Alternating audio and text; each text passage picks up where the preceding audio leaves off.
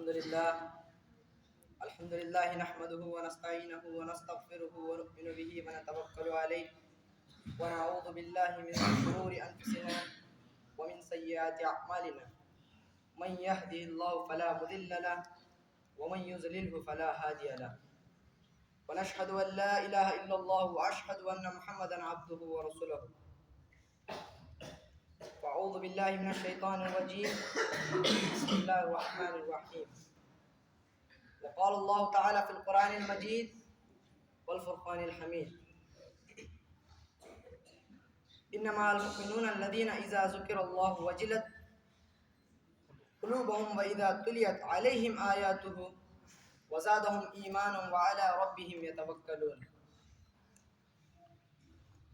وقال النبي صلى الله عليه وسلم التقوى ها هنا التقوى ها هنا التقوى ها هنا. تمام بزرگی بڑائی و کبریائی اس رب کے لیے لائق و زیبا ہے جس نے 6 دن میں پوری کائنات کو بنایا اور عرش پر مستوی ہوا. محترم حاضرین، میں آج اس خطبہ جمعہ میں آپ کے سامنے خوف خدا سے متعلق چند باتیں رکھنے کی کوشش کروں گا. خوف خدا یعنی اللہ کا ڈر اسلام کا سب سے پہلا تقاضا ہے. اس کے بغیر نہ تو ہمارا ایمان مکمل ہو سکتا ہے اور نہ ہی ہم مسلمان کہلا سکتے ہیں. جب تک ہمارے دلوں میں ہمارے خالق و مالک، رازق و حقیقی معبود کا تصور اور ہماری اپنی زندگی سے متعلق اللہ کے سامنے جوابداری کا احساس جب تک نہیں ہوتا، تب تک ہماری زندگی ناکامیاب ہے. نہ تو ہم دنیا کی زندگی میں کامیاب ہو سکتے ہیں اور نہ ہی آخرت میں کامیاب ہو سکتے ہیں.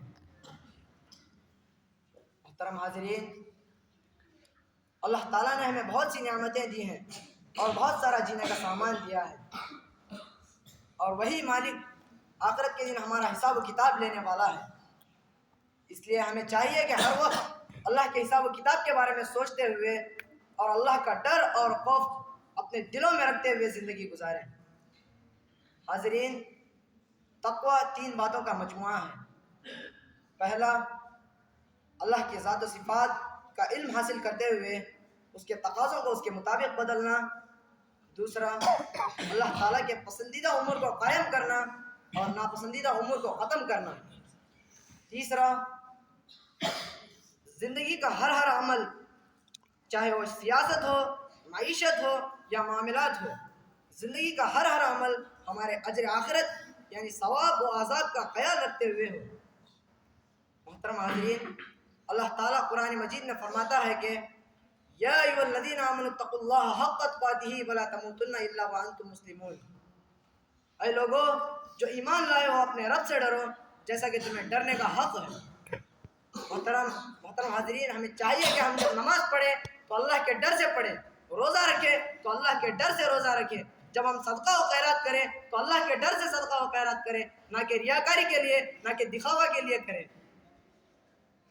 محترم حاضرین، جب ہم صحابہ اکرام کی زندگی پر نظر ڈالتے ہیں تو ہمیں معلوم ہوتا ہے کہ وہ کس قدر اللہ تعالیٰ سے ڈرتے ہوئے اور خوف رکھتے ہوئے زندگی گزارتے تھے.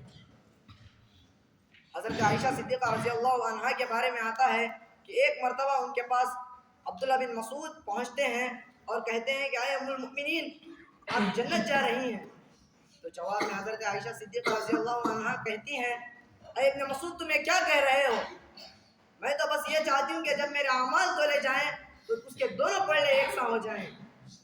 محترم حاضرین، یہ کون کہہ رہی ہیں؟ غور کرنے کی بات ہے. جو ام المؤمنین کا یہ حال تھا تو آج ہمارا اپنا کیا حال ہونا چاہیے. اسی طرح حضرت ابوبکر صدیق رضی اللہ عنہ کے بارے میں آتا ہے کہ وہ جب بھی اپنے گھر سے باہر نکلتے تو کسی درخت یا کسی پرندے کو دیکھتے تو کہتے کہ اے درخت یا اے پرندہ، اے پرندے، تو کتنا خوش قسمت ہے اور آزاد ہے، تجھے میری طرح اللہ کے سامنے کھڑے ہو کر حساب و کتاب نہیں دینا ہوگا. حاضرین، یہ کون کہہ رہے ہیں؟ غور کرنے کی بات ہے. آپ صلی اللہ علیہ وسلم کے ساتھی یار غار کا جب یہ حال تھا تو آج ہمارا اپنا کیا حال ہونا چاہیے. ہمیں اپنے گریبان میں جھانک کر دیکھنا چاہیے کہ ہمارے اندر کتنا خوف خدا ہے اور کتنا نہیں. اسی طرح حضرت عمر رضی اللہ عنہ کے بارے میں آتا ہے کہ وہ جب وہ رات ان کی تو راتوں کی نیند اڑ جاتی, وہ رات بھر اپنے خلافت میں گشت لگاتے پھرتے کہ کون ہے وہ بندہ جو مصیبت میں ہے میرے خلافت میں, تاکہ میں اس کی مدد کر سکوں اور اللہ کے یہاں پکڑا نہ جاؤں. حاضرین, جب وقت کے خلیفہ کا یہ حال تھا تو آج ہمارا اپنا کیا حال ہونا چاہیے. ہمیں غور و فکر کر, ہمیں غور سے ہمارے گریبان میں دیکھنے کی بہت زیادہ ضرورت ہے. حاضرین, اسی طرح حضرت عثمان بن عفان کے بارے میں آتا ہے کہ انہوں نے ایک مرتبہ اپنے نوکر کی گوشت مالی کر دی تھی, کیونکہ وہ ان کی کسی بات پر بھی توجہ نہیں دیتا تھا.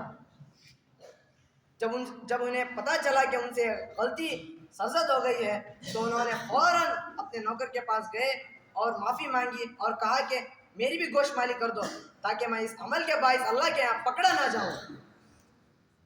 حاضرین, جب حضرت عثمان جیسے معزز صحابی کا یہ حال تھا تو آج ہمارا اپنا کیا حال ہونا چاہیے. محترم حاضرین, جب صحابہ اکرام کا یہ حال تھا تو آج ہمارا اپنا کیا حال ہونا چاہیے, ہمیں دیکھنا چاہیے. میں نے آپ کے سامنے جتنے بھی صحابہ کا نام رکھا ان سب کو دنیا ہی میں جنت کی بشارت دی جا چکی تھی.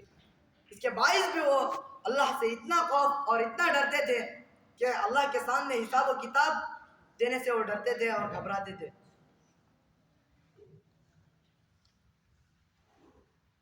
محترم حاضرین, ایک شاعر نے کیا خوب کہا ہے, بے وفائی نہ کر خدا سے ڈر, بے وفائی نہ کر خدا سے ڈر, جگ ہنسائی نہ کر خدا سے ڈر.